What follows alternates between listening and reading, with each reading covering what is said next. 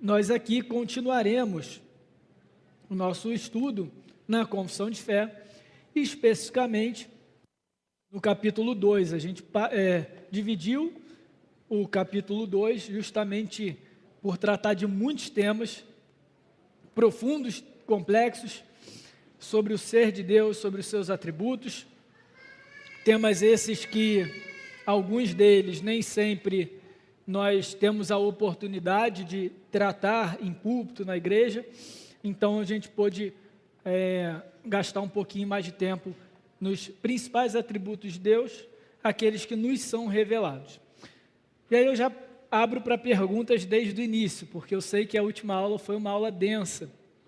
Alguns dos irmãos, durante a semana, ou ouvindo novamente a aula, ou lendo o catecismo, tem alguma dúvida sobre aquilo que a gente falou, sobre os atributos de Deus? Ficou alguma dúvida? A gente pode dar sequência? Beleza. E aqui as regras são as mesmas, gente, da semana passada. As duas regras que a gente, os dois combinados que a gente fez. Primeiro, não vou responder todas as perguntas. Se dos atributos de Deus a gente já teve essa compreensão de que Deus é muito mais sublime, transcendente, acima da nossa realidade, da nossa existência, a ponto da gente não conseguir compreender o todo do ser de Deus, quando a gente discutir sobre a Trindade, aí então a gente vai ter a nossa inteligência humilhada. Não é uma referência direta aí para o João Madureira, mas a gente vai ter a nossa inteligência humilhada justamente porque é isso, a gente está tratando de algo, de uma realidade que excede em muito a nossa compreensão. Tá? Então a gente não vai conseguir esgotar todo a nossa compreensão sobre a Trindade, justamente porque é de uma natureza única. Isso nos lembra um dos atributos de Deus, a unicidade de Deus. Lembram-se disso? Esse foi, eu acho que o primeiro atributo que a gente viu, que Deus é único, então tudo aquilo que a gente usar para comparar Deus, vai ser limitado na comparação.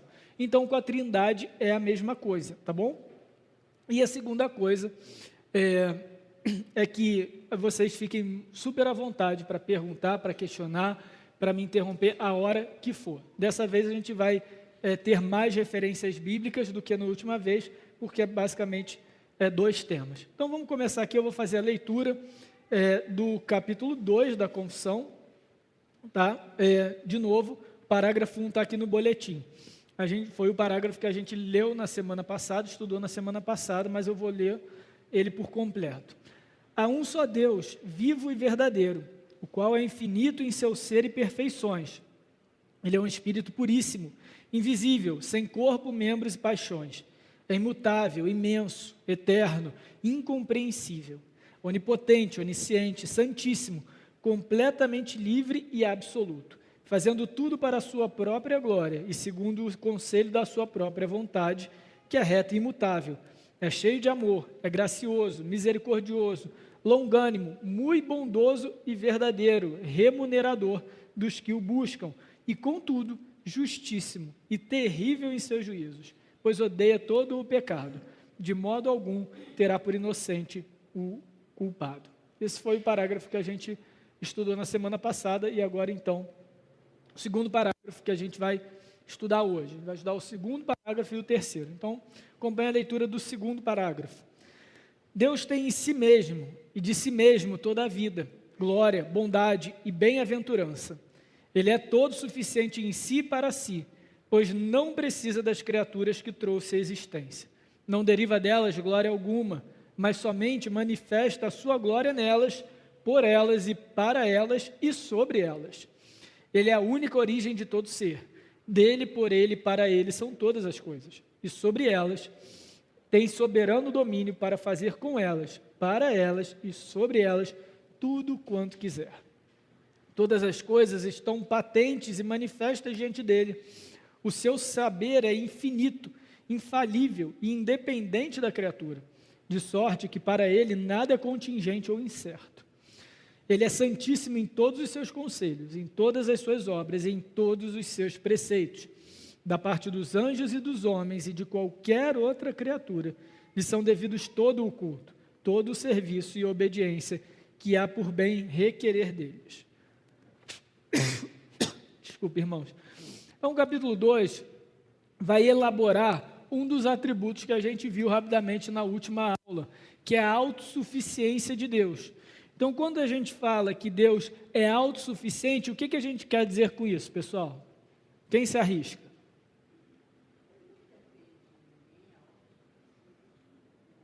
Perfeito, perfeito. A aparência dele não depende de ninguém. E eu cheguei a mencionar no último domingo que Deus é o ser autônomo por excelência. Então, o que significa um ser autônomo? É um ser cuja existência só depende de si. Então, a rigor, a gente pode dizer que mesmo um ser humano livre, vamos supor que o ser humano fosse livre, a visão humanista, que não considera Deus como criador nem a existência de Deus. Então, o ser humano não é autônomo por si. Ele depende do ar para respirar, ele depende da comida para se alimentar, para se nutrir. Então, ele não é autossuficiente, ele não é autônomo. Se acabar o oxigênio da Terra, a raça humana é extinta. O ser de Deus não é assim. Ele depende de algo ou de alguém para existir. Depende dele próprio. Então, ele é autoexistente. Por isso, a gente diz que Deus é eterno. Não houve um começo para Deus, não houve um início para Deus, não houve um ponto de partida para a existência de Deus. Porque se ele é autônomo e ele subsiste em si mesmo, ele é autossuficiente. E aí foi algo que a gente desconstruiu e reconstruiu na semana passada, o nosso conceito de eternidade. Eu vou lembrando alguns conceitos da semana passada, tá, gente? Que vai nos ajudar a enriquecer aqui. E o conceito de eternidade para nós é algo que excede o tempo, está para além do tempo, certo? A gente definiu o tempo como sequência de eventos, não necessariamente uma duração entre eles, mas a sequência de eventos. Então, o ser de Deus é eterno porque ele está fora do tempo, ele está além do tempo e ele é criador do tempo. Então, no momento em que Deus criou a primeira coisa, seja ela qual for, ele cria o tempo junto, porque ele criou o primeiro evento de referência temporal. Mas quando a gente fala que Deus é eterno, é porque ele sempre existiu. Não é que ele existiu para sempre para trás. No passado ele já existia. Não, de fato, ele já existia no passado. Mas a gente tem que tirar um pouco essa ideia de que Deus é eterno nas duas direções, para o futuro e para o passado. A eternidade de Deus está à parte do tempo. Ok? A nossa eternidade não é como a eternidade de Deus. A nossa eternidade de Deus é uma semi-reta, lembra que eu falei isso também? Ela começa num ponto e ela é infinita para toda a direção. A nossa eternidade é uma semi-reta, a nossa eternidade é linear e ela é temporal. Seremos eternos, somos seres eternos, tá? Não acreditamos que seremos aniquilados ou que os pecadores serão aniquilados. Alguns passarão a eternidade no inferno, outras no reino de Cristo, aqui nessa terra, novos céus e nova terra. Mas somos seres eternos nesse sentido, mas é uma eternidade temporal, é uma infinitude para uma direção, a direção futura. Não é assim com Deus. Da onde vem então essa eternidade? Da própria autossuficiência de Deus. Então é a autossuficiência de Deus, é o fato do próprio ser de Deus sustentar a si mesmo, que nos ajuda a compreender por que ele não precisa do tempo para existir. Porque a eternidade de Deus é única. Porque ele não precisa de nada além de si mesmo. Ok? Então, é isso que significa autoexistência. E sendo autoexistente, ele é soberano sobre tudo aquilo que foi criado. E é daí que vem o governo de Deus, a autoridade de Deus e a soberania de Deus. É porque ele criou todas as coisas. Ele transcende tudo como aquele que governa, que controla e que determina a forma como aquilo que ele criou deve existir. Isso é muito importante, porque às vezes a gente tem uma visão um pouco superficial dos propósitos de Deus. Então, o que seria uma visão superficial dos propósitos de Deus? Que Deus nos criou para fazer isso. Não é simplesmente para fazer, é para existir. Quando Deus cria, Ele imprime na sua criação o propósito de existência. Então, quando nós dizemos que o ser humano foi criado para a glória de Deus e somente para a sua glória, não é que nós devemos simplesmente fazer tudo para a glória dele. A nossa existência deve traduzir a glória de Deus. A nossa existência deve ser para a glória de Deus. Como que nós, criaturas não autônomas, expressamos esse propósito existencial? Agindo, fazendo. Como que a natureza manifesta esse propósito existencial? Existindo. A montanha não precisa fazer nada montanhês para glorificar a Deus. O cachorro não precisa fazer cachorrada para glorificar a Deus. A existência dele glorifica a Deus, percebe? A nossa, porque somos seres volitivos, com vontades, com desejos, capazes de fazer ações, de executar ações conscientes, ok? Então nós expressamos o propósito da nossa existência através das ações. E aí sim, tudo que fazemos é para a glória de Deus. Mas a glória de Deus, por si, é expressa na existência das suas criaturas. Só o fato dele ter criado algo já manifesta a sua glória. Beleza? Dúvidas até aqui? E por isso mesmo, a gente entende que ele é autossuficiente, ele é autoexistente.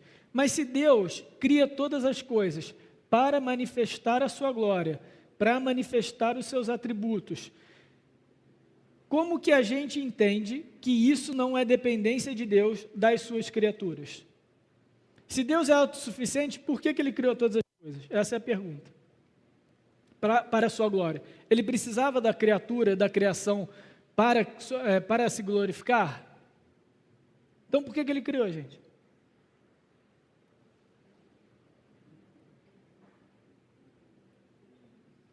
Essa é difícil, né? Essa é difícil. De novo, gente, o ser de Deus, as suas motivações, elas nos são inalcançáveis. A gente não vai conseguir alcançar toda a motivação de Deus. Mas certamente porque Ele quis. É isso que a gente acabou de ler. Porque foi da vontade dEle, porque foi do desejo dEle, porque Ele entendeu ser essa uma excelente maneira de se manifestar no cosmos que Ele mesmo criou. Não foi por necessidade, foi por desejo. E tudo bem. Assim como o ser humano, assim como um artista, muitas vezes cria a sua arte, sua escultura, sua pintura, sua música, a sua obra literária, porque quer. Porque é do seu ser criativo. E da onde vem a nossa criatividade? De onde vem, irmãos? De Deus. A gente mencionei no domingo passado que alguns atributos de Deus são comunicáveis.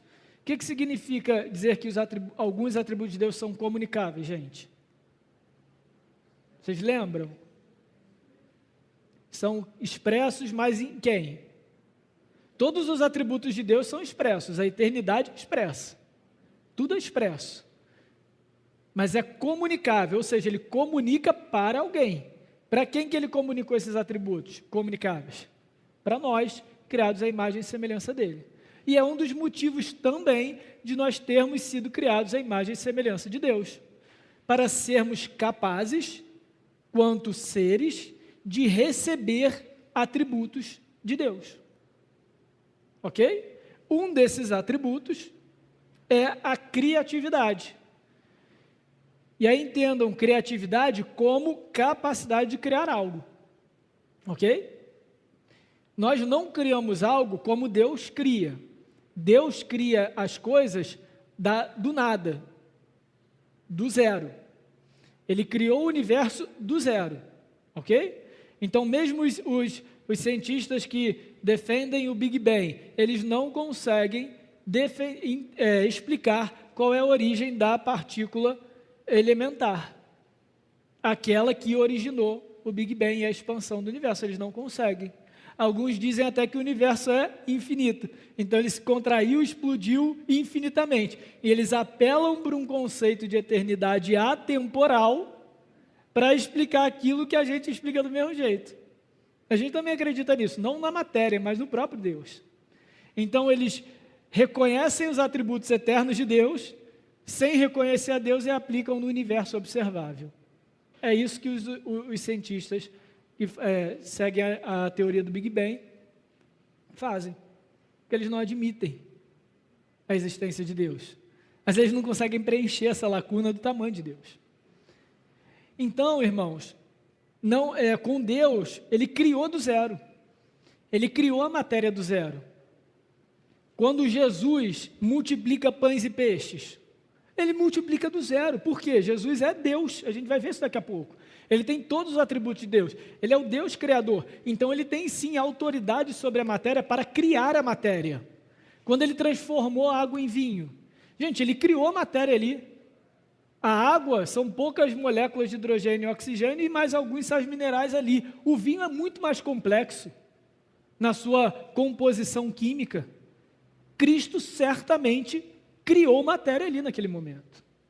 Percebem? Isso aí é prerrogativa de Deus. Só que isso traduzido para nós, seres finitos, limitados e não autônomos, nós criamos com aquilo que Deus nos deu para criar. Isso acontece também com o pecado. O pecado não cria o mal. Ele corrompe o bem que Deus criou. Como que a serpente derrubou a humanidade na tentação? Com uma fruta que já existia e com uma mulher que já tinha sido criada. Não nasceu do ser de Satanás um poder místico para a maldade, para destruir aquilo que Deus criou bom. Ela deturpou e corrompeu, segundo a própria maldade, aquilo que Deus criou. Isso é típico de criaturas. A gente não é capaz de criar nada do zero. Beleza? Então, daí que vem nós dizermos e lermos aqui na confissão, estou no parágrafo 2, tá, gente? A segunda linha ali do parágrafo 2, ali na direita, já no finalzinho. Ele é todo suficiente em si e para si, pois não precisa das criaturas que trouxe a existência, não deriva delas glória alguma, mas manifesta a sua glória nelas, por elas, para elas e sobre elas. Então, gente, aqui a confissão abarca, resume todas as maneiras pelas quais Deus manifesta a sua glória através das suas criaturas, nós incluídos, tá bom? Então, ela diz aqui, manifesta a sua glória nelas, então é aquilo que eu falei, a nossa existência é o que glorifica a Deus, tá? Por elas, ou seja, nós somos instrumento dessa glória para outros seres. Então, quando nós fazemos algo para a glória de Deus, nós somos instrumento dessa glória para outras pessoas. Então, Deus está manifestando a sua glória através de nós, por meio de nós, ok? Por elas, para elas e sobre elas. Então, para elas, ele está dizendo o seguinte, quando Deus manifesta a sua glória, é para que nós também o reconheçamos como Deus. E sobre elas, em que sentido? Que a própria glória de Deus manifesta no universo, manifesta também o governo de Deus sobre nós. A glória de Deus também contribui, tem esse objetivo de nos colocar de joelhos diante do Deus Todo-Poderoso. A glória do Cristo ressurreto na sua segunda vinda colocará todas as criaturas de joelho. Como eu já disse aqui algumas vezes, alguns se colocarão de joelhos em admiração profunda. Chegou o meu Salvador, chegou o meu Cristo, agora eu estou vendo aquele que morreu por mim. Outros, diante da glória do Cordeiro, se colocarão de joelhos em terror. Eis o Cristo, que eu neguei a minha vida toda. E agora eu vou morrer na espada desse Cristo. Somente a glória de Cristo. É nesse sentido que Apocalipse diz que ele será visto por todo mundo. Todo mundo, todos os olhos verão e reconhecerão a glória do Cristo encarnado em toda a sua magnitude, em toda a sua essência glorificada. Então a glória de Deus também nos coloca de joelhos. O sentimento de pequenez, quando a gente olha algo que é muito maior do que a gente.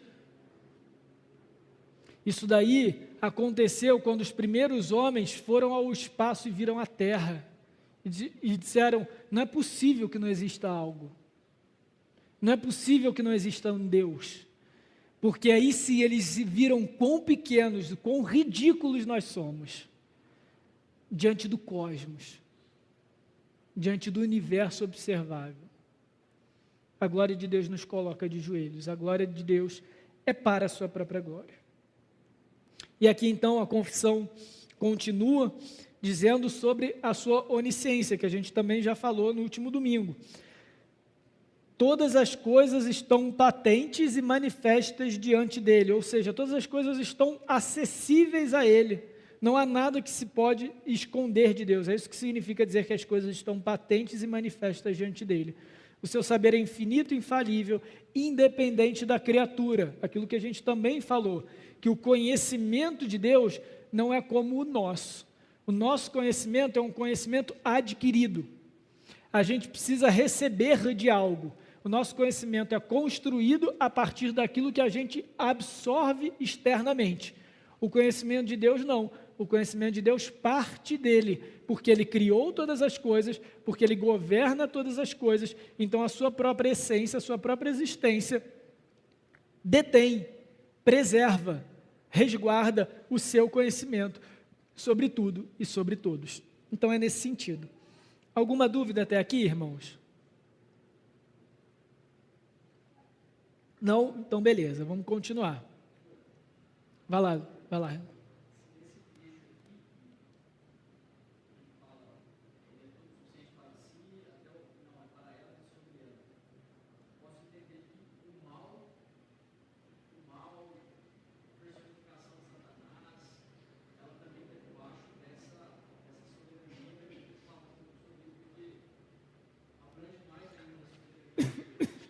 Perfeito.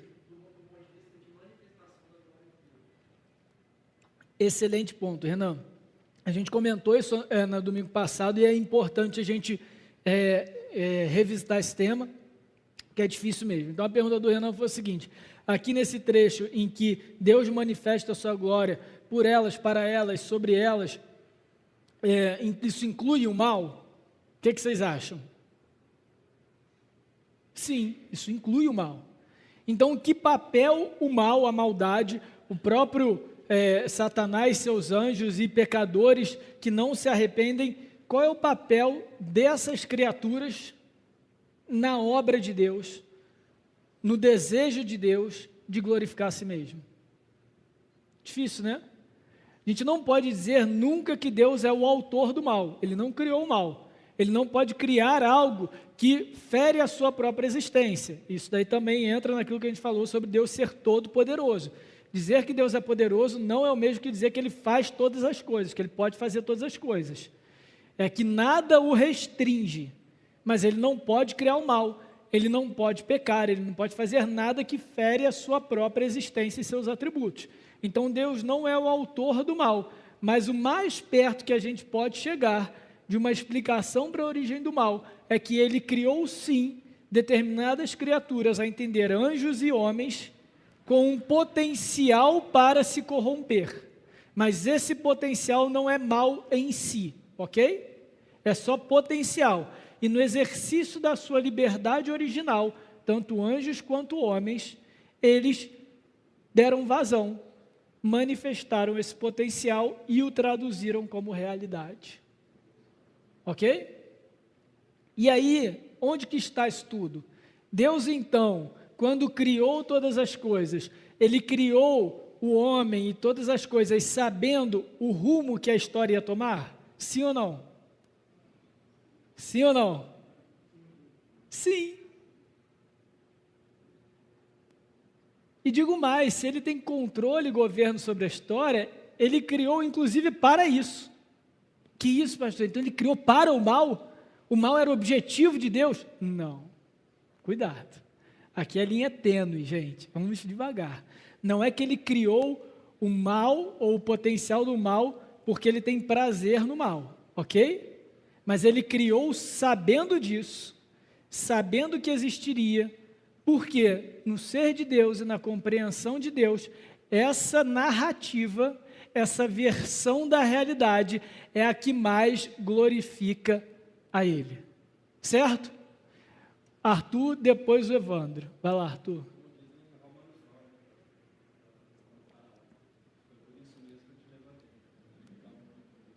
Perfeito, excelente exemplo, Arthur, de Romanos 9, o faraó, que ele levantou alguém com o coração endurecido, endureceu o coração de faraó, para que o nome dele fosse engrandecido naquele momento da história. Então, gente, eu já vou passar a palavra. Não, vai, pergunta aí, Evandro, vai lá. Porque vai que eu...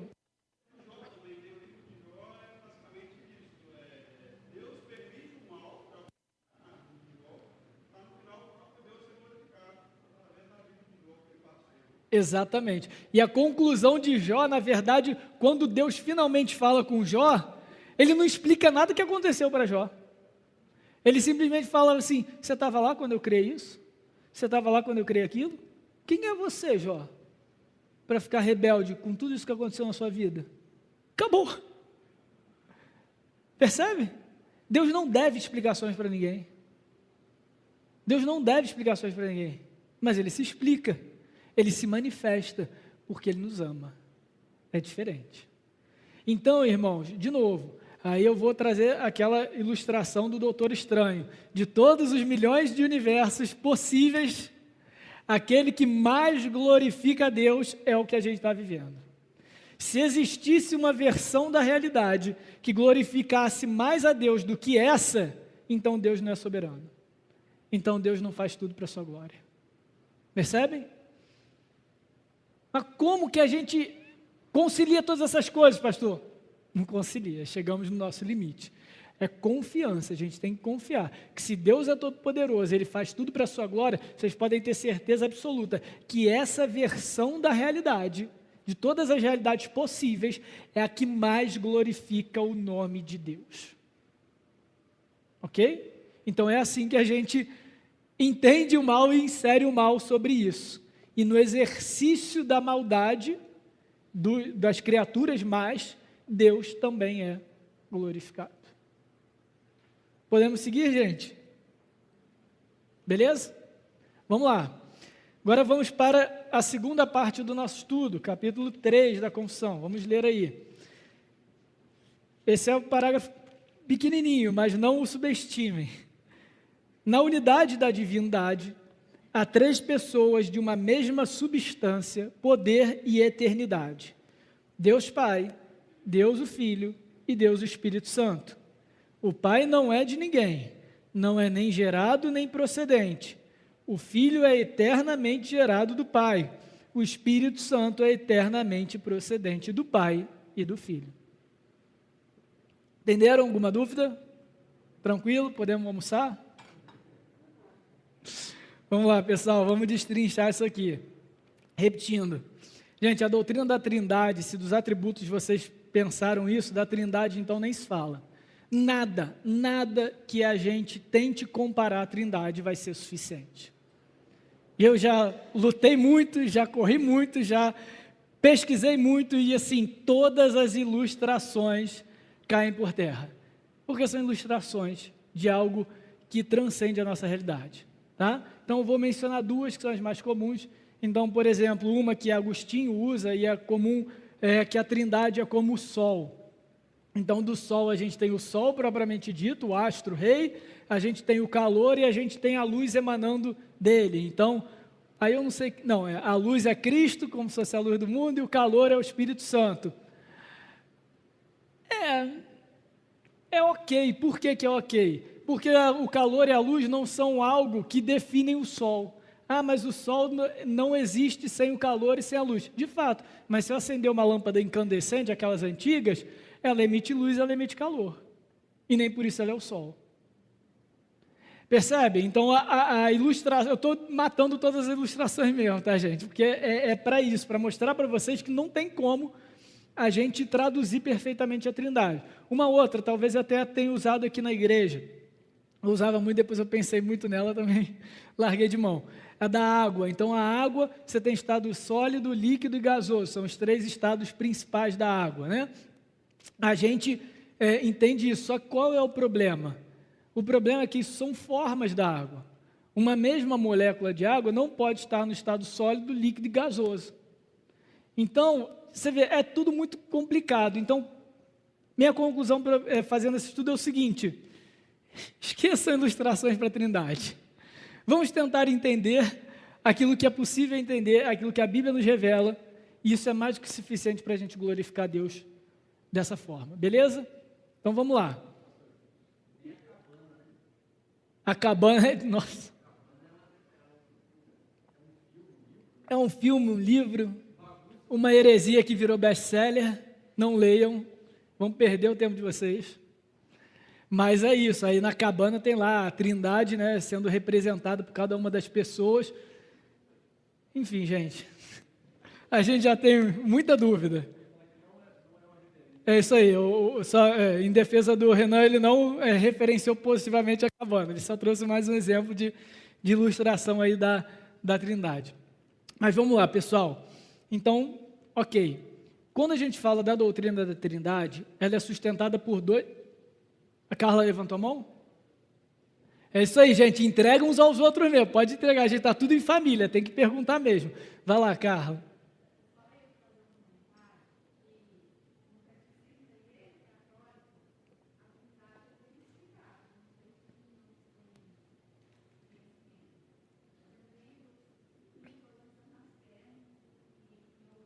É bem explicada? Vou ler depois o catecismo.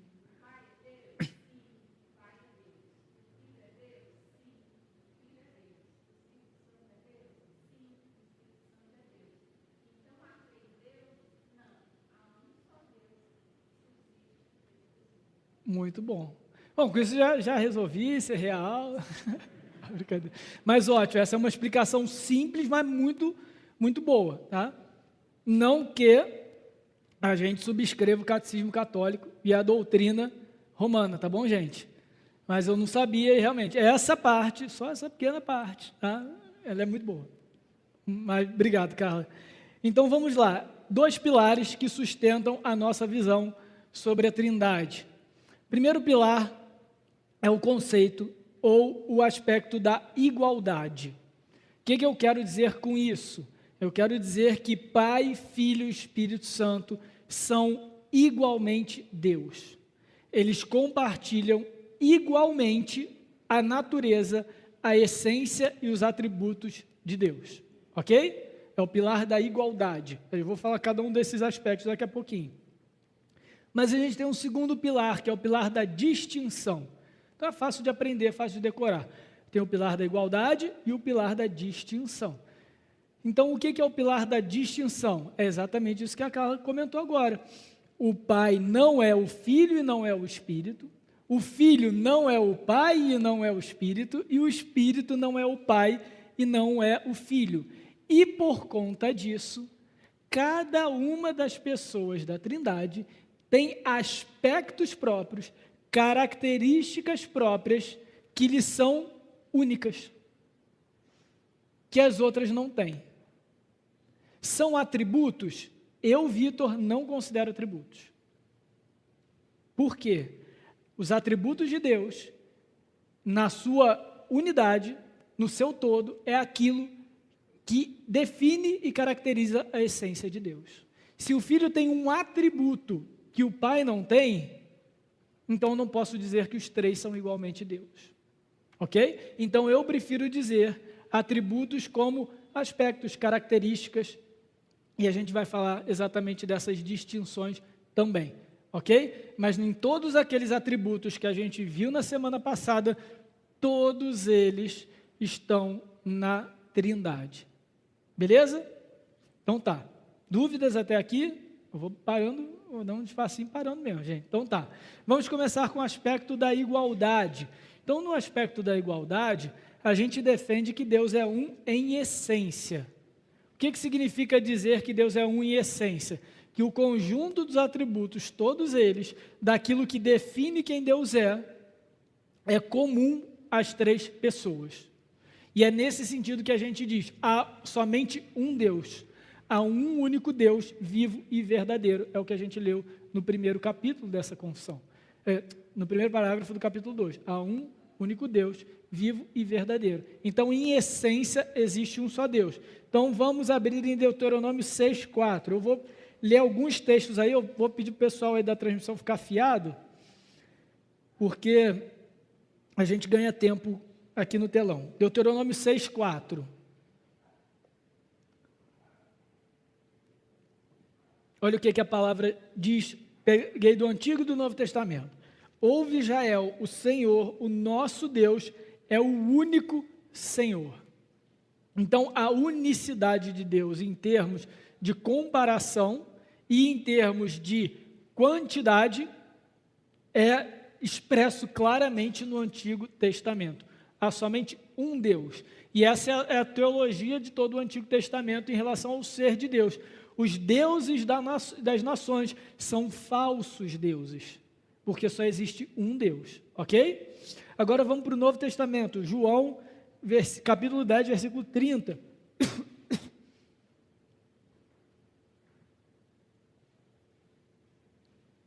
João 10, versículo 30. Aqui agora a gente tem essa unidade em essência e Jesus falando de si com o Pai. Então, parece a princípio, não, mas aqui já está falando da distinção. Não, Jesus está falando desse aspecto da igualdade. Ele está dizendo, eu e o Pai somos um. O que Jesus está dizendo? Eu sou o mesmo com o Pai. Eu não sou o Pai, mas tudo aquilo que o Pai é, eu também sou. Não é simplesmente, gente, que Jesus está unido ao Pai. Muitas vezes a gente lendo rápido esse versículo, a gente vai nessa linha. Também tem isso, mas isso é um reflexo da relação única entre as pessoas da Trindade, justamente porque elas compartilham a essência de Deus. Então, o relacionamento trinitário, a relação que existe na eternidade, agora a eternidade a gente sabe o que é, entre Pai, Filho e Espírito Santo, existe justamente porque os três compartilham da mesma essência. Porque os três são Deus em todos os seus atributos, que eles podem ser um entre eles. Ok? Porque eles compartilham entre si. Então aqui, quando Jesus fala, eu e o Pai somos um, é muito mais do que ele simplesmente está ligado ao Pai, unido ao Pai. Ele está dizendo, tudo que o Pai é, eu sou. Tanto é que se a gente continuar a ler o texto, a gente vai ver que quando os judeus ouvem essa afirmação de Jesus, eles pegam pedras para apedrejá-lo por blasfêmia. Porque Jesus está dizendo, eu sou Deus. Eu sou Deus. Então a gente percebe que na própria pregação de Jesus, Jesus já tinha essa consciência e transmitia isso. Eu sou Deus em essência, eu tenho essa essência de Deus. É lógico que ele não elaborou tanto isso, mas ele estava afirmando isso. Então era muito mais do que um relacionamento com o Pai. Aqui, beleza? E agora o Espírito Santo, como que a Bíblia nos revela essa unidade de essência com o Pai, Filho e Espírito Santo. Mateus 28, 19, é a famosa grande comissão. Mateus 28, 19. Portanto, ide fazer discípulos de todas as nações, batizando-os em nome do Pai, do Filho e do Espírito Santo. Comum isso aqui, mas eu quero chamar a atenção a um detalhe para os irmãos que às vezes passa desapercebido. O que Jesus não ensinou, a gente não pode, não deve batizar em nome do Pai, em nome do Filho e em nome do Espírito Santo. É um nome só. Isso fica muito claro na construção grega. É em nome do Pai, Filho e Espírito Santo. Jesus está dizendo, tem um único nome no qual vocês têm autoridade para batizar e marcar visualmente, fisicamente, aqueles que foram separados e regenerados pelo Espírito. Um único nome. Que nome é esse, Jesus? O nome do Pai, do Filho e do Espírito Santo. Nossa cabeça, nosso cérebro matemático quer porcionar, sei lá, dividir, mais fácil. Dividir. E aí, eu já vi isso é ato falho, gente, isso é ato falho, não é má teologia necessariamente. Mas já vi até alguns pastores dizendo, em nome do Pai, em nome do Filho, em nome do Espírito Santo, para dar ênfase em cada uma das pessoas da Trindade. Está certo dar ênfase em cada uma das pessoas da Trindade, mas não dessa forma, não com essa fórmula. Porque essa fórmula quer dar ênfase em outra coisa, quer dar ênfase na unidade. Pai, Filho e Espírito Santo estão ali exercendo a autoridade do único e verdadeiro Deus quando alguém é batizado. Percebe? É diferente quando a gente ora e pede as coisas em nome de Jesus. Aí sim, a gente está se valendo da autoridade de Cristo como nosso mediador. Aí é um aspecto próprio do Senhor Jesus. A gente vai ver daqui a pouco. Cai na caixinha da distinção, no pilar, no aspecto da distinção. Mas aqui é batizar em nome do Pai, do Filho e do Espírito Santo. Um único nome, porque existe só um único Deus e exerce uma única autoridade. Beleza? Tranquilo até aqui? Podemos seguir? Tá, porque às vezes a gente pode correr o risco de falar em nome do Pai, em nome do Filho e em nome do Espírito Santo. Como se a gente estivesse batizando no nome dos três, cada um com o seu próprio nome. Mas aqui a expressão é em um único nome, e esse único nome é Pai, Filho e Espírito Santo. Então aqui a maneira como Jesus nos revela isso, reforça que há uma unidade de autoridade entre Pai, Filho e Espírito Santo. Os três ali exercem autoridade e reafirmam, validam aquele batismo como se fosse uma única pessoa, e de fato é. Tá bom? A gente fala, uma única pessoa, não são três? Viu? É difícil a gente falar de trindade, mas é isso. Então é numa autoridade única, do único e verdadeiro Deus. Tá? Então não é na autoridade do Pai, mais a autoridade do Filho, mais a autoridade do Espírito. Não, é na autoridade do único e verdadeiro Deus, Pai, Filho e Espírito Santo. Tá? Esse versículo nos diz isso. Então, beleza. Os três, então, possuem a mesma essência, a soma de todos os seus atributos. E todos os atributos de Deus estão presentes igualmente nas três pessoas da Trindade. Logo, não há autoridade, ou melhor, hierarquia entre as pessoas da Trindade. Sim ou não? Existe hierarquia entre um é acima do outro, é superior ao outro? Não. Então vamos abrir em 1 Coríntios 15, versículo 28.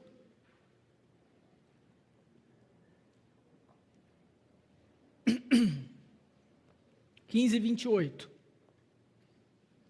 Quando, porém, todas as coisas lhe estiverem sujeitas, então o próprio Filho também se sujeitará àquele que a todas as coisas lhe sujeitou, para que Deus seja tudo em todos. E aí, gente? Aqui a gente está falando da glorificação de Cristo, novos céus e nova terra, estabelecimento final do reino. Então ele está dizendo que quando Cristo sujeitar todas as coisas, ele mesmo se sujeitará àquele que lhe deu todas as coisas, o Pai. E agora? Tem hierarquia entre a Trindade? Sim ou não? Não. Então, como que a gente explica a sujeição do Filho ao Pai? A sujeição de Cristo a Deus Pai.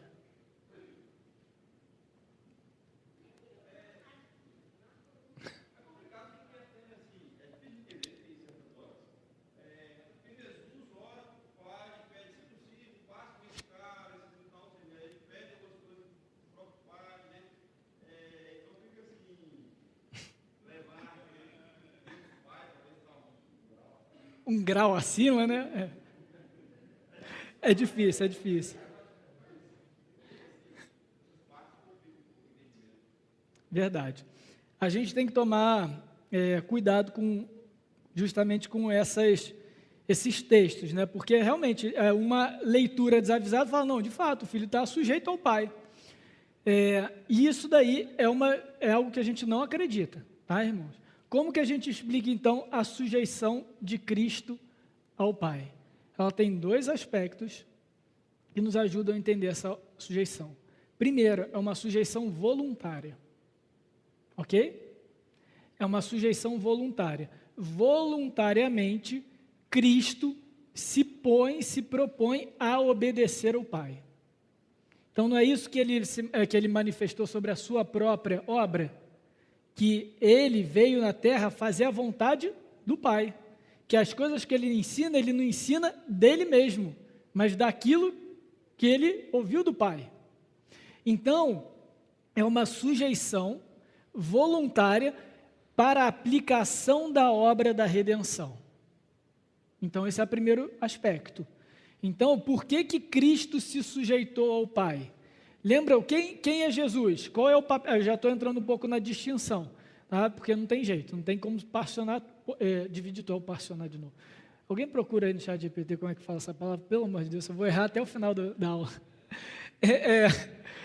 Porcionar, né? Porcionar. Então, não tem como porcionar aqui, benção. Obrigado. Não tem como porcionar todos os elementos, enfim, o ensino. Então tá, Jesus é aquele que revela ao Pai, okay? Ele encarnou para isso. Nesse ato de revelar ao Pai, nesse ato de manifestar quem é Deus para nós homens, para nós seres humanos, de um modo que a gente compreenda, de modo acessível para nós, ele então decide voluntariamente obedecer ao Pai. O que é obedecer ao Pai, gente? O que significa Cristo obedecer ao Pai na sua obra terrena encarnada?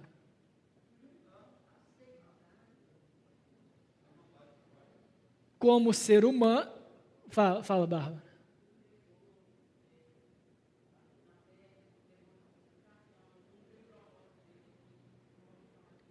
Isso aí, se entregou na cruz, cumpriu o propósito. Por que Cristo se entregou na cruz? Para glorificar a Deus. Essa é a resposta, mas tudo bem, aprenderam, isso aí. Como que Deus é glorificado por meio da cruz, viu? Essa é a pergunta. Ele estava cumprindo uma exigência da justiça do Pai, não é? Da justiça do próprio Deus. Da onde vem essa justiça de Deus? Ou melhor, onde que ela é expressa? Onde que ela é manifesta? Onde que ela é registrada? No Antigo Testamento, Gênesis também, mas principalmente na lei, não é? Então, quando a gente diz que Jesus, encarnado, 100%, não gosto de 100%, completamente homem, obediente ao Pai, é que ele obedeceu tudo aquilo que a lei determinou. E a lei é a expressão máxima do caráter de Deus. Então, nesse sentido, Cristo, quando ele vem para a sua obra de redenção e encarna no mundo, ele vem em obediência ao Pai.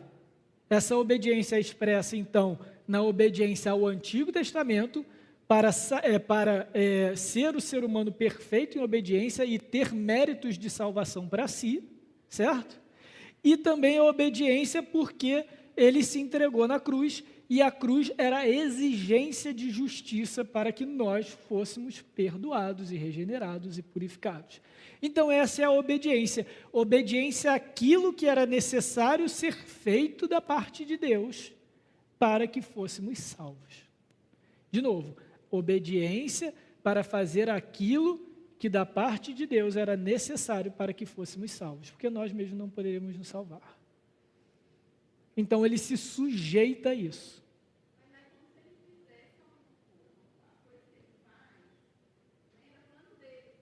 Perfeito, perfeito, Débora. Não dá para separar. Embora fosse a vontade do Pai, também era a vontade dele. Embora ele estivesse sujeitando-se ao Pai, ele estava se sujeitando a si mesmo e ao Espírito.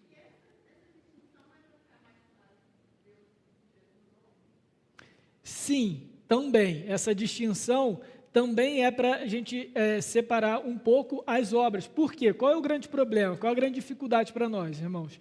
A Bíblia não vai falar sobre a Trindade. Ela fala sobre Deus. E ela fala sobre um Deus único em essência, e ela fala sobre o Espírito de ser Deus, sobre o Pai ser Deus, sobre o Filho ser Deus. Cada um tem a própria obra, mas os três têm a mesma obra. Então, nesse sentido, a gente está tentando organizar todas essas verdades de um modo que a gente compreenda. Por isso aí a nossa dificuldade mesmo, tá? Mas aí um detalhe importante, quando Jesus esvazia-se de si mesmo, o que significa Jesus esvaziar-se de si mesmo?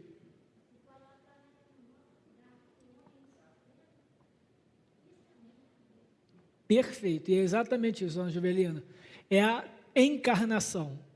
Jesus abriu mão de algum dos seus atributos, gente? Sim ou não? Senão ele deixou de ser Deus, né? Mas e quando ele fala, quando perguntam para ele sobre a hora que todas as coisas aconteceriam, Jesus fala, mas essa hora, ninguém sabe, nem o Filho, somente o Pai. Jesus não é onisciente? Ele mentiu? Não. Então ele não sabia? Se ele sabia, ele mentiu. Esqueceu? De novo, gente, é o mesmo princípio da sujeição. Ele voluntariamente, ao encarnar, reteve para si determinados conhecimentos.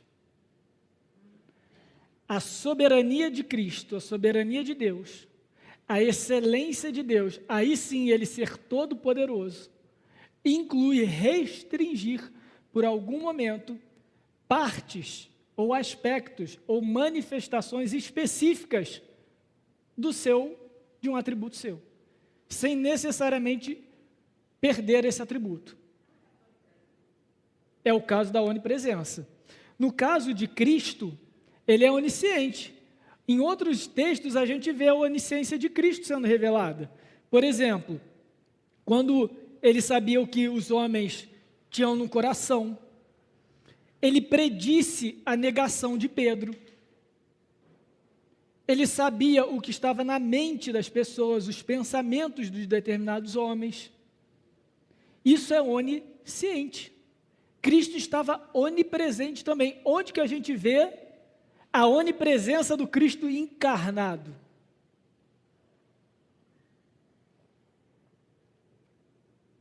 Eu já falei já dei essa resposta para alguns aí. E aí, galera? Exatamente. Natanael estava orando debaixo da árvore e ele o viu. É o próprio Cristo. E aí, gente, de novo, a gente está falando de Deus. Não tem como também Deus exercer só a sua onipotência sem a sua onipresença e sendo sua onisciência. Aquele foi só onisciente, aquele foi onipresente, aquele foi... É tudo ao mesmo tempo, é Deus que a gente está falando de... Todos os atributos acontecem ao mesmo tempo no ser de Deus. Então, esse esvaziar-se de si é ele restringir voluntariamente parte dos seus atributos, sem negá-los, sem perdê-los, para que a própria matéria receba o ser de Deus. E a melhor ilustração, que também é limitada, que eu posso ter disso, é quando a gente tenta desenhar uma maçã numa folha de papel. Essa folha de papel tem quantas dimensões aí para os universitários? 3. Vamos fingir que é... Me ajuda aí, Evandro. Tem 2. Vamos fingir que ela não tem espessura. Tem 2. E uma maçã, ela é tridimensional. Quando eu represento a maçã na folha, é uma boa representação de uma maçã. É a maçã? Sim, é a representação da maçã. Vamos dizer que é a maçã. Se eu chegar e falar, o que é isso para vocês? Vocês vão falar, é uma maçã. Mas é tudo que uma maçã é? Não. Porque eu diminuí uma dimensão da maçã. Eu esvaziei a maçã da sua dimensão espacial. Para uma dimensão bidimensional. Tá? É o melhor que eu posso chegar, gente. É uma ilustração pobre para comparar o esvaziar-se de Cristo. Mas é isso, é um ser infinito sendo traduzido na realidade material. Ele vai precisar esvaziar de si, porque a realidade na qual a gente vive não comporta o ser de Deus, a manifestação completa dele. Então ele precisa se esvaziar. Percebe? É isso. Vai lá, Bárbara. Já vem pergunta de criança, são as mais difíceis.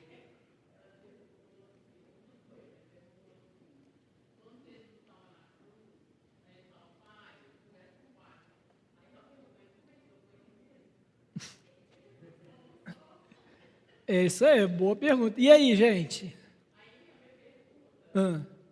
Mas qual que é a resposta?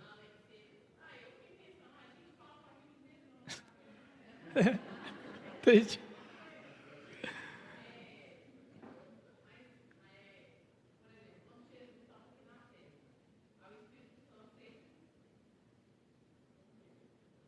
Como que é? Bugou.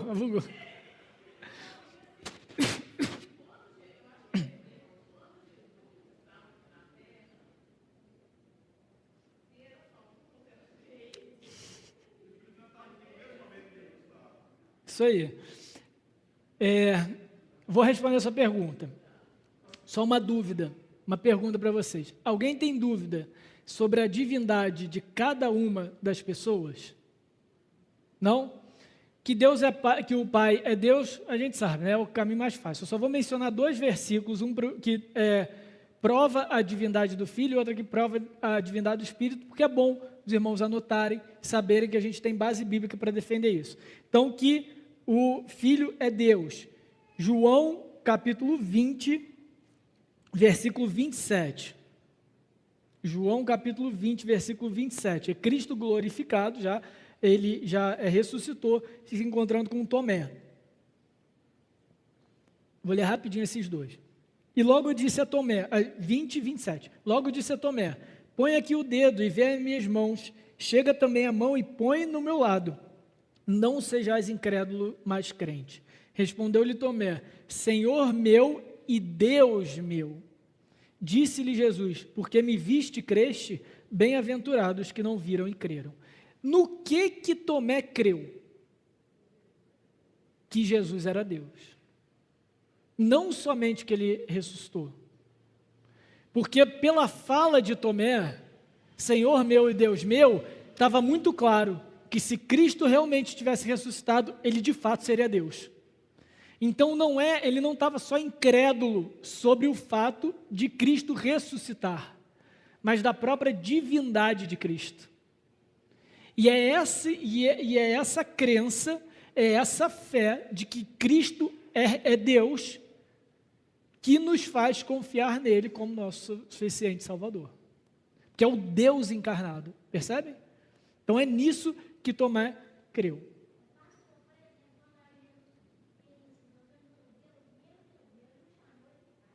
Perfeito, ali ele já estava, ele estava ali na posição de pecador. Quando Jesus na cruz chama Deus meu, porque me desamparaste. Ele estava ali sofrendo a nossa distância para nos reconciliar. Nós éramos inimigos de Deus e fomos reconciliados por Cristo, certo? Então, na cruz, inverteu isso no ser de Cristo, na pessoa de Cristo. Ele nos transmitiu a sua reconciliação e tomou para si a nossa inimizade. É isso, tá? Então, por isso que ele fala. Rapidinho, Espírito Santo, 1 Coríntios 3,16. Tem também em Atos 5 ali a questão de Ananias, que é a mais citada, mas eu gosto de 1 Coríntios 3,16, porque é fácil, porque é muito claro, e é fácil de lembrar, 3,16, né? 1 Coríntios 3,16. Não sabeis que sois santuários de Deus e que o Espírito de Deus habita em vós? Ou seja, nós somos santuário do Espírito Santo. E quem habita em nós? O Espírito Santo. Deus. Aqui Paulo é muito claro, somos santuários de Deus. Deus habita em nós, é o próprio Deus que habita em nós, tá? E essa é até uma aplicação prática do nosso estudo da Trindade. Muitas vezes, alguns círculos evangélicos se relacionam com o Espírito Santo como uma força, ou como algo que vai lhe proporcionar poderes, visões, revelações, mas não se relacionam com o Espírito Santo como Deus, o Deus que habita dentro de si. E a gente não precisa de mais nada, gente. A gente não precisa de dons espirituais, a gente não precisa de visão, a gente não precisa de revelação, porque a gente tem Deus em nós. Percebe? Isso é muito grande. Isso é muito absurdo. Pode falar, Léo.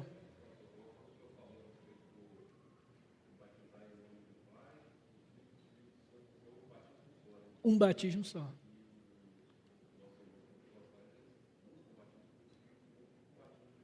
Excelente exemplo, Léo, nem tinha pensado nisso, muito boa colocação. Léo está comentando aqui que, por exemplo, a prática de buscar um segundo batismo, o batismo do Espírito Santo, fere a doutrina da Trindade. Pô, muito bom, não tinha pensado nisso não, muito bom mesmo. Porque é isso, se a gente batiza em nome do Pai, do Filho e do Espírito Santo, na autoridade de um só, um batismo só do Espírito Santo está ferindo a essência única da Trindade. Oh, gostei, vou anotar. Vou te dar o crédito, tá, velho? É um argumento bom pra caramba. Fala aí, William. Pode mandar. Primeiro, uma afirmação. A primeira pessoa que Adão viu foi Jesus, o Criador. Certo? Não é uma pergunta, está afirmando. Tá. Como era o corpo dele? Essa é a pergunta. Tá, então primeiro eu tenho que partir do pressuposto que a afirmação está certa. Essa é uma linha de interpretação, gente, difícil, não há concordância nem entre os reformados, que diz o seguinte, que toda manifestação visível do Antigo Testamento é uma cristofania. Tá? O que é uma teofania? É a manifestação de Deus de uma forma que a gente pode perceber em um dos nossos 5 sentidos. Tá bom? Isso é uma teofania. Então, existem linhas que vão dizer que toda manifestação visível é uma cristofania. Então, vai dizer que Jesus é quem apareceu no Éden, que era Jesus quem estava ali na sarça ardente, e que todas as vezes que diz o anjo do Senhor, era Jesus. Eu digo o seguinte para os irmãos, não é possível afirmar isso. Então, quer dizer que não é? Não. Mas não é possível afirmar isso, por 2 motivos que vêm justamente dos argumentos que as pessoas usam. Primeiro, na economia da Trindade, na divisão ali das ações da Trindade, o que diz respeito a cada um, Cristo é aquele que encarna, certo? Só que no Antigo Testamento, na linha temporal, Cristo ainda não tinha encarnado. Essa é a primeira coisa. E a segunda coisa, de fato, Cristo é o que encarna, mas não é exclusividade de Cristo se manifestar visualmente e visivelmente. Batismo do Senhor Jesus. Quem desce no formato de pomba? O Espírito Santo. Então ele é Cristo no formato de pomba? Não. Se o Espírito Santo tem um formato de pomba, por que ele não poderia ter um formato de um fogo que não consome a sarça? Percebe? O mesmo Espírito Santo no Pentecostes, ele desce sobre os crentes no formato como que línguas de fogo, visualmente também. Então, se fazer visível para o homem não é exclusividade de Cristo. Ok? Então, não posso afirmar isso. Segunda coisa, ali no Éden, primeiro, ali não fala que que Adão viu a Deus encarnado. Adão interagiu com Deus, a gente não sabe como. E o próprio Pai se faz audível, não é? No mesmo batismo, o batismo de Cristo é o melhor exemplo para isso. Para mim é o grande argumento para destronar essa ideia de que toda manifestação audível e visível do Antigo Testamento é uma cristofania. Não entendo assim. Então, pode ser? Pode. Pode ser que seja Cristo em todas? Pode. Pode ser que não seja? Pode também. Percebe? Então é assim que eu vou. Eu trato esse tema com cautela. Não posso afirmar, porque o Pai também se faz audível. 2 vezes a voz do Pai foi ouvida por homens. Em quais vezes? No batismo de Cristo e no Monte da Transfiguração. Esse é meu filho amado no Monte da Transfiguração. A ele ouvi. Pedro, Tiago e João ouviram o Pai. Eles não ouviram Cristo. Senão é aquilo que a Bárbara perguntou. Tipo, imagina só, Jesus sendo batizado, aí ele fica assim, meu filho amado, que me comprova. Tipo, não, né, gente? Foi o Pai falando. É o Pai se fazendo audível e o Espírito Santo se fazendo visível. Então, essa é a grande questão. E aí, quem que é? Não sei. Tá, gente? Não sei. Pode ser, inclusive, uma manifestação da Trindade, não pode? Deus não é todo poderoso? Ele não pode todas as coisas desde que não fira Ele mesmo? Entenderam? Então, assim, e aí qual era a pergunta? Eu só cancelei a afirmação. Então era isso, né? Então o que viu? Então não sei o que viu, gente, não sei. Não sei porque a gente não pode afirmar com certeza que era Cristo, tá bom? Mas que em alguns momentos Deus se manifestou. Tá? Mais alguma dúvida? Não?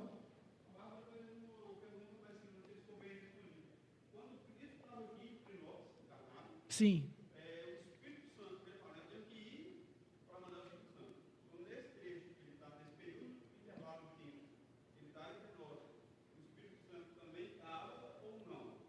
Boa pergunta, entendi. Ainda bem que você lembrou, que eu não respondi mesmo não. Sim e não. Como que o Espírito Santo agia no Antigo Testamento, gente? Indo e voltando, né? Entrando e saindo das pessoas, né? Então, depois de Cristo, quando Cristo é glorificado e ressuscita, ele então envia o Espírito Santo. É isso que o catecismo vai dizer, que o Espírito Santo é eternamente procedente do Pai e do Filho. A gente ainda vai chegar nessa parte, hoje vai esticar um pouquinho. Mas aqui o Espírito Santo habitava em Cristo, habitava perfeitamente em Cristo. Cristo também fazia tudo o que ele fazia na força do Espírito Santo e na força dele como Deus e em sujeição ao Pai. Percebe? É difícil a gente separar muitas coisas, mas é essa a essência da Trindade. Então o Espírito Santo também agia. Quem é que leva Cristo para o deserto? É o Espírito Santo. Então aqui, enquanto na terra, Cristo estava cheio do Espírito Santo, como um homem cheio do Espírito Santo deveria ser, perfeitamente sem pecado. Mas ele também tinha o próprio poder, ok? Só que quando ele sobe, quando ele ressuscita e sobe, ascende aos céus, ele envia o Espírito Santo agora para habitar no meio dos crentes e no nosso corpo, como a gente acabou de ler em 1 Coríntios, como o Espírito Santo não fazia antes. Tá bom? E aí já estou me adiantando aqui para a gente ganhar tempo. No aspecto da distinção, uma das ações próprias do Espírito Santo é ser eternamente procedente do Pai e do Filho. O que significa isso? Que foi o Pai e o Filho quem enviou o Espírito Santo. Mas é porque o Espírito Santo é mandado do Pai e mandado do Filho? Não, é a mesma relação entre o Filho e o Pai. O Espírito Santo não está sujeito ao Pai e o Filho. Ele só é procedente do Pai e do Filho. Ou seja, na economia da Trindade, coube ao Espírito Santo vir para a terra após a ressurreição e glorificação de Cristo para dar continuidade na sua obra. Tá bom?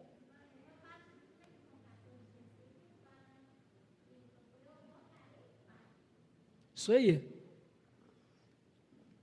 Quando Jesus fala que eu rogarei ao Pai para que venha um outro Consolador, é daí que a gente tira essa afirmação, é daqui que a confissão de fé tira essa afirmação, que o Espírito é eternamente procedente do Pai e do Filho, porque é algo que o Filho pede para o Pai, e o Pai, em conjunto com o Filho, envia o Espírito Santo.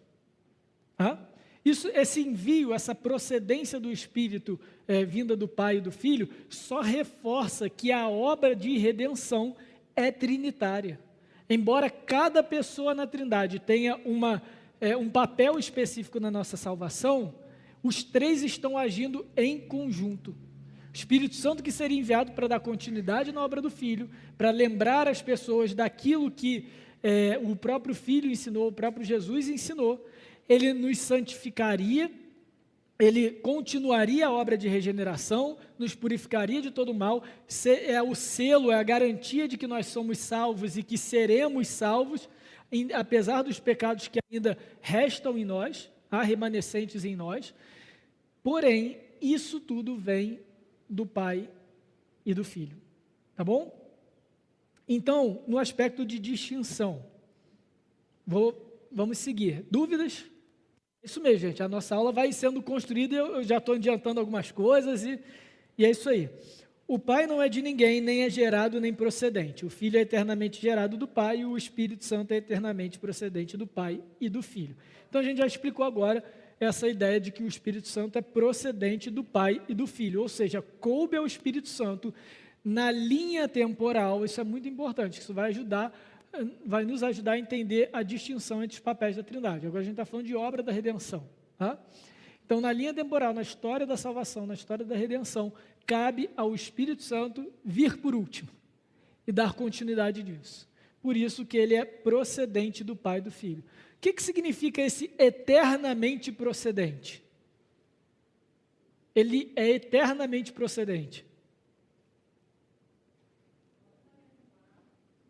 Fora da linha temporal. Ou seja, essa realidade de procedência, a obra do Espírito, que seria específica e manifesta na linha temporal da história da redenção, já era uma realidade na eternidade. Bom, é aquilo que eu falei no domingo passado sobre a morte de Cristo. A morte de Cristo já é uma realidade na eternidade, está fora da linha temporal, simplesmente porque aquilo existe no ser de Deus. Simplesmente porque há essa distinção no ser de Deus entre as três pessoas da Trindade, isso é uma realidade eterna.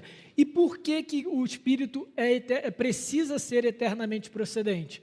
Porque um dos atributos de Deus é que ele é imutável. Que ele é imutável. Se ele é imutável, ele sempre foi procedente. Fala, Bárbara.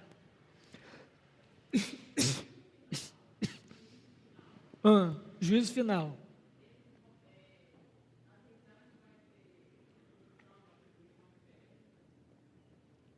Sim.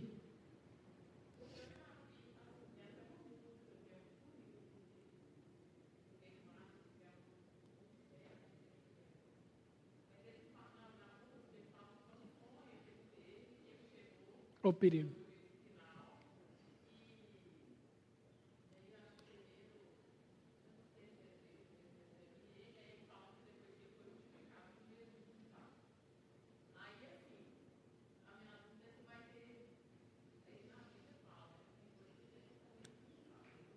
Então, no Apocalipse, a gente não tem a divisão dos trabalhos durante o juízo final entre Pai, Filho e Espírito Santo. Tá? A gente sabe algumas coisas que algumas das pessoas da Trindade vão fazer nesse dia. Então, por exemplo, o Pai é o Todo-Poderoso, bom, todos são, mas entenda, é por isso que ele não procede ninguém, é difícil pra caramba. Mas ele está no seu sublime trono, ele está escondido sobre a sua nuvem de glória. Mesma visão de Isaías 6 é a de Apocalipse. E aí, então, ele dá a autoridade ao Filho, essa autoridade, na realidade, já foi recebida. E aí, então, o Filho é o executor do processo judicial. Entendeu? O Filho que é o juiz, ao mesmo tempo que ele também é o advogado. Entendeu? Então, é o Filho quem dá ao Pai, ou melhor, é difícil, gente, é difícil porque as coisas se misturam, até porque eu não sei, aí eu já vou bugar de vez a mente de vocês, tá? Não sei nem se isso vai acontecer sequencialmente. Não sei se vai chegar assim, 10h36, agora senta aí, galera, começa aí a fila, todo mundo que tem a letra A. Não, às vezes pode ser assim, estamos no reino, tudo já foi julgado, já estamos glorificados. Não pode ser assim? Por que tem que ser um processo, um rito jurídico como é o nosso rito jurídico humano? Entende? O que a gente sabe é que Cristo vai julgar a todos, mas ele vai abrir o livro do Cordeiro, que foi o livro da vida do Cordeiro que foi morto antes da fundação do mundo. Esse é o nome do livro, não esqueça. Tem muita teologia só na capa, só no nome do livro. Ele vai abrir isso para que o Pai tenha acesso, entre aspas, quando eu digo acesso, é acesso legal, aos nomes que já foram justificados pela obra do Filho.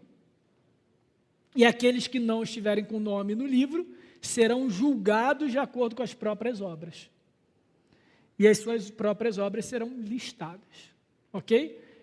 Todos aqueles que não têm o nome no livro são condenados. A medida da pena vai ser de acordo com as obras, mas a condenação é de acordo com o pecado herdado de Adão, tá bom? Medida da pena é medida de sofrimento, não medida de tempo, porque a pena é eterna, é sofrimento eterno. Então vamos lá. Então a gente sabe que tem essas algumas particularidades. Agora, o que o Espírito Santo vai ficar fazendo? Não sei. O que o Pai vai fazer além disso? Não sei. O que os filhos vão fazer? Não sei. Todas as coisas vão ser feitas novamente. Eu sei que o Pai, Filho e Espírito Santo vão agir novamente na criação. E na criação a gente vê o aspecto da distinção da Trindade. Então o Pai é aquele que declara, é aquele que determina o que vai ser criado, ele que diz em ordem, imperativo, haja luz. O Filho é o instrumento pelo qual tudo é criado e o Espírito Santo dá forma e ordem àquilo que o Filho trouxe à existência. Percebem? É isso. Isso é obra da Trindade. A distinção. Essa é uma das distinções. Mas a gente também tem a distinção na história da redenção. A gente afirma que o Pai é quem elege, quem escolhe, quem conhece, quem ama, quem separa para si. O Filho é aquele quem garante a salvação desses a quem o Pai já separou, através da sua obra, da sua encarnação, da sua morte e da sua ressurreição. E o Espírito Santo é aquele que aplica a obra do Pai e do Filho na nossa vida, até que a gente seja refeito perfeitamente à imagem do próprio Filho. Então vejam, a distinção entre as pessoas da Trindade. Em nenhuma delas, nenhum exercício delas, deixa de ser Deus. Em nenhum exercício da Trindade próprio de cada um, ele deixa de ser Deus. Tá? Último ponto. Sim. O Pai é quem escolhe, o Filho é quem executa e o Espírito Santo quem aplica a obra de redenção na nossa vida. Tá? Estou falando da obra de redenção. O Pai é quem escolhe, o escolher é o determinar, o conhecer, o amar, toda a eternidade. Tá? Tem vários textos falando nesse sentido. Então, o Pai é quem escolhe, ou seja, determina. O Filho é quem executa e o Espírito é quem aplica. É mais ou menos o mesmo formato na criação. O Pai é quem determina o que vai ser criado, o Filho é o que executa a criação e o Espírito é aquele que aplica a execução e a existência da matéria que o Filho trouxe. Então a gente vê paralelos de uma obra própria de cada um. Hã? Sim.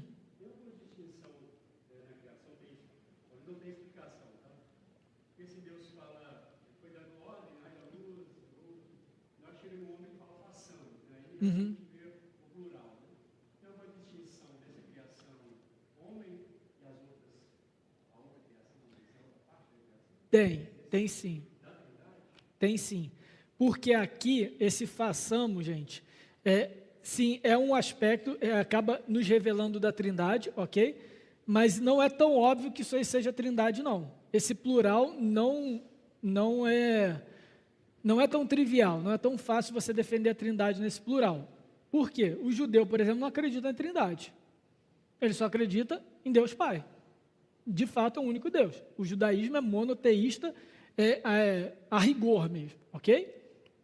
No sentido de que só tem uma pessoa que é o Deus de Abraão, Isaac e Jacó.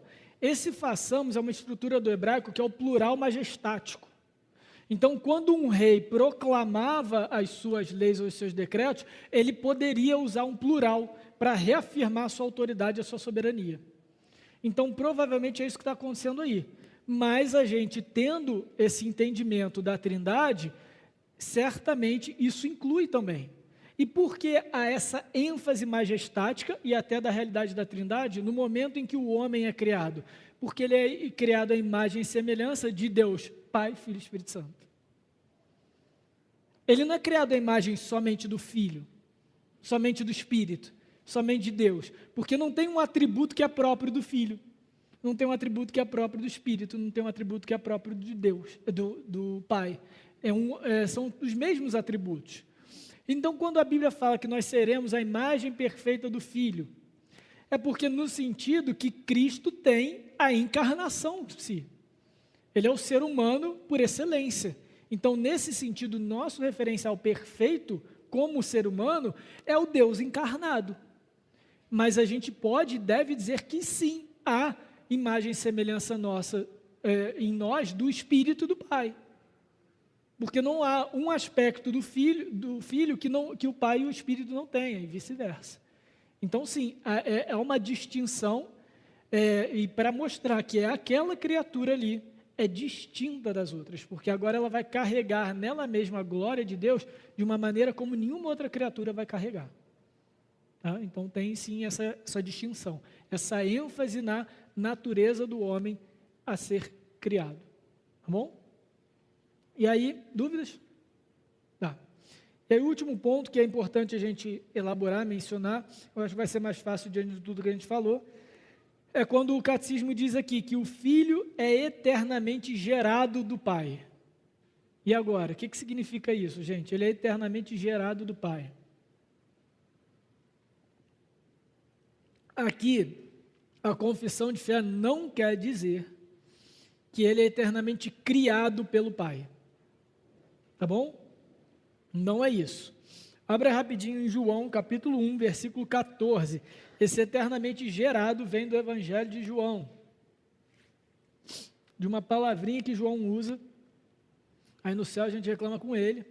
João 1, 14, que diz o seguinte: e o Verbo se fez carne e habitou entre nós, cheio de graça e de verdade, e vimos a sua glória, glória como do unigênito do Pai. Esse unigênito do Pai, no grego, significa o único gerado. Aquele que é gerado como nenhum outro. Esse termo também era usado para como é que é? Filho, gente que não tem irmão, tipo eu, esqueci. Filho único. Chega essa hora, gente, embola tudo. Filho único. Então, esse termo no grego também era usado na época para os filhos únicos, é o unigênito. Então, aquele pai, aquela família só gerou um filho. Então, é isso que que João está atribuindo a Jesus. O que significa isso? João não está dizendo que ele foi criado pelo pai, porque ele começa, na realidade, o evangelho dizendo o contrário. No princípio era o verbo estava com Deus e o verbo era Deus. Então, se ele estava no princípio de todas as coisas, ele é o princípio. E no Apocalipse ele também vai dizer, eu sou o princípio e o fim, eu sou o alfa e o ômega. Então, ele é o eterno de Deus, ele é eternamente Deus. Então, unigênito é de caráter único. Lembrem-se que quando João escreve o Evangelho, ele já tem em mente que o objetivo dele é revelar que aquele homem, Jesus Cristo, é de fato o Deus encarnado. Então, ele já está nos ensinando sobre a doutrina da encarnação. Como que um homem, qual é a distinção desse homem, qual é a diferença desse homem? Ele é Deus, e ele é o único que é o filho genuíno, verdadeiro do Pai. Por quê? Como um filho legítimo, ele carrega consigo aspectos, atributos que só o Pai tem. Cristo é o filho legítimo, é isso que João está querendo nos ensinar aqui. Não é que ele é gerado no sentido de que o Pai criou Jesus, ou só está relacionado ao momento em que ele encarnou e foi gerado lá, concebido lá em Maria pelo Espírito Santo. Não, João está dizendo o seguinte: Cristo carrega todos os atributos de Deus, como um filho legítimo carrega os atributos do seu Pai, o DNA do seu Pai. Por quê? Porque Jesus é Deus, ele é 100% Deus. E isso é da essência de Cristo. Então, ele é o eternamente gerado do Pai. Ok? E aí, por último, para aí sim concluindo, essa linguagem, Pai, Filho, Espírito Santo, é a própria Bíblia que nos revela, o próprio Deus que nos revela.